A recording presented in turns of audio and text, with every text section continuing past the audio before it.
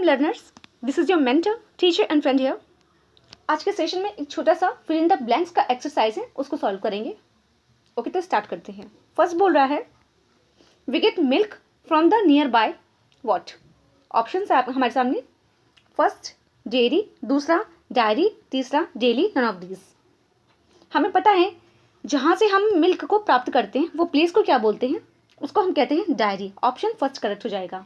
ठीक है, कंफ्यूज आपको डायरी और डेयरी में नहीं होना है। ओके, कभी भी आई को ध्यान में रखकर ही काम करना है। ठीक है, डी आई का प्रोनाउंसिएशन डाई वैसे भी होता है। ठीक है, डी आई ए का प्रोनाउंसिएशन भी डाई ही होता है, तो डाई से डायरी बनता है। Okay, very easy. Now next, दूसरा बोल रहा है the dash of love never runs smooth.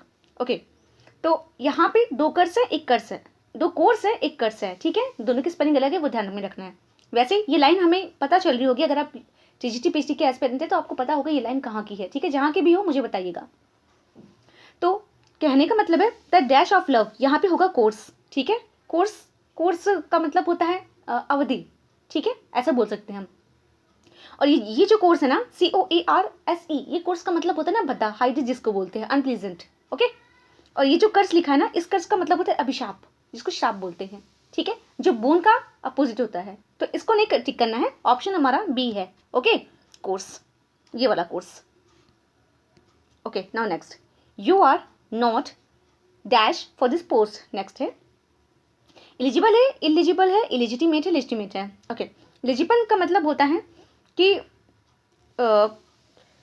किसी चीज़ के योग्य होना। ओके, और इन एलिजिबल जो ऑप्शन में है, इसका मतलब होता है इन एलिजिबल, जो योग्य ना हो, इलिजिटिमेट जो वैलिड ना हो, अवैध हो जो, और लेजिटिमेट जो मतलब उचित हो, जो वैध हो। ठीक है, तो you are not dash for this post, तो इस पोस्ट के लिए आप क्या नहीं हो सकते हैं, एलिजिबल। अब आप सोचेंगे इनएलिजिबल क्यों नहीं हो रहा, क्योंकि जो इल लगा है ना, ये अपोजिट बना दे रहा है, और इस सेंटेंस में नॉट पहले से दिया हुआ है। ठीक है, नॉट और इल ये दोनों पैरेलल हो जा रहे हैं, इसलिए हम डबल वर्ड्स को एक साथ नहीं रखेंगे, इसलिए जो अप्रोप्रिएट वर्ड है वो हो जाएगा इलिजिबल।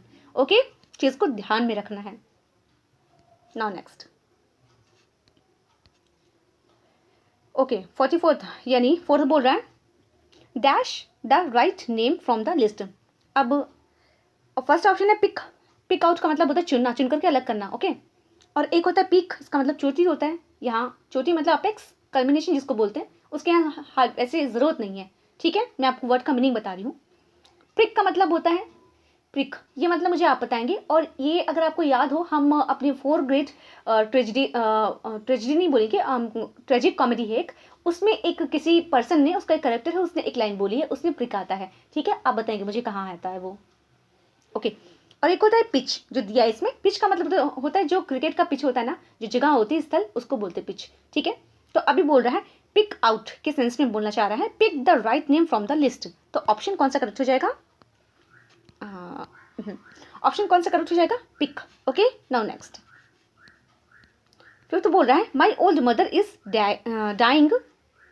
डाइंग तो मैंने पहले ही बोल दिया, हाँ वैसे भी दो डाइंग है, ध्यान रखेंगे। ठीक है, my old mother is dash her hair. Okay, अब बालों को कोई क्या कराएगा, एक डाइंग है मरना, एक डाइंग है रंगना। ठीक है, तो बालों को तो मोस्टली कलर ही किया जाता है, उनके साथ में जो मरने वाला डाई का सेंस है वो तो आएगा नहीं। ठीक है, एक ड्रोनिंग होता है, इसका मतलब डूबना होता है, जो यहाँ पे लिखा है इसका कोई अर्थ नहीं है। डिफेनिंग होता है, आप बताएंगे मुझे क्या होता है। ठीक है, डाइंग जो DYE वाला जो डाइंग होता है ना, इसका मतलब होता है रंगते हुए। यही आपका ऑप्शन करेक्ट है। ठीक है, बहुत ही बारीक अंतर है इस डाइंग में और इस डाइंग में। ठीक है, तो ऑप्शन हमारा ये करेक्ट है। जो रंगने का सेंस होता है ना डाई, वो ये वाला डाई है। ठीक है, हालांकि जो स्पेलिंग होती है डाई की, वो प्रोनाउंसिएशन जो होती है वो सेम होती है, लेकिन ध्यान रखना है जो रंगने वाला होता है ना, उसमें ई भी होता है। ओके, बहुत ही कंफ्यूजिंग है, ध्यान रखेंगे आप। Okay, now next, he is willing to dash his claim to his parental property. Okay, इसका क्या हो जाएगा, ही इज विलिंग टू, वो इच्छा रखता है, टू वेव, वेव का मतलब होता है ना क्या कहते हैं, रिलिंक्विश, रिनाउंस, फॉरसीक, फॉरगो। ठीक है, his claim to his parental property. ठीक है, तो जो वेव का मतलब होता है ना, वो होता है रिलिंक्विश, और इसका यही ऑप्शन करेक्ट हो जाएगा। ये जो वेव लिखा है, इस वेव का मतलब होता है तरंगे, और ये जो वीव लिखा है ना, इस वीव का मतलब होता है बुनना। ओके, वीवर आपने पढ़ा होगा गर्ल्स वर्दी का, अगर आपको याद हो तो। Okay, now next, bat. Bat का मतलब होता है ना दाना लगाना, हुक, कोई मतलब शिकार करने के लिए किसी हुक वगैरह में दाना चारा फंसाना, ठीक है, इस टाइप का। ये एक है आपका वर्ड, इसका पार्टिसिपल हम ईडी लगा करके बनाते हैं, ठीक है, ध्यान रखेंगे। नाउ नेक्स्ट, जी, okay, next, you must dash what you preach, ठीक है, तुम्हें अभ्यास करना चाहिए, ठीक है। ये अभ्यास करने के सेंस में मैंने आपको पहले ही बता दिया, 2 प्रैक्टिस नीचे लिखे हैं, इसमें से एक वर्ब वाला प्रैक्टिस जो होता है वो हमें लिखना है, ठीक है, क्योंकि वर्ब के ये जो मस्ट लिखा है ना, मोडाल, मोडाल के बाद में हमेशा वर्ब की फर्स्ट फॉर्म आती है, और नाउन जो ये प्रैक्टिस है इसकी ज़रूरत नहीं है, ठीक है। अमिस है, फिर गैलेक्टोज है, ठीक है, तो इसका जो करेक्ट ऑप्शन है वो हो जाएगा प्रैक्टिस, ठीक है, क्योंकि जो एस होता है ना ये वर्ब फॉर्म बनाता है, ठीक है, और जो सी होता है ना वो नाउन बनाता है, और एडवाइस में भी ऐसा ही होता है, इसी के जैसा रूल है, ठीक है, ध्यान रखेंगे। Now next,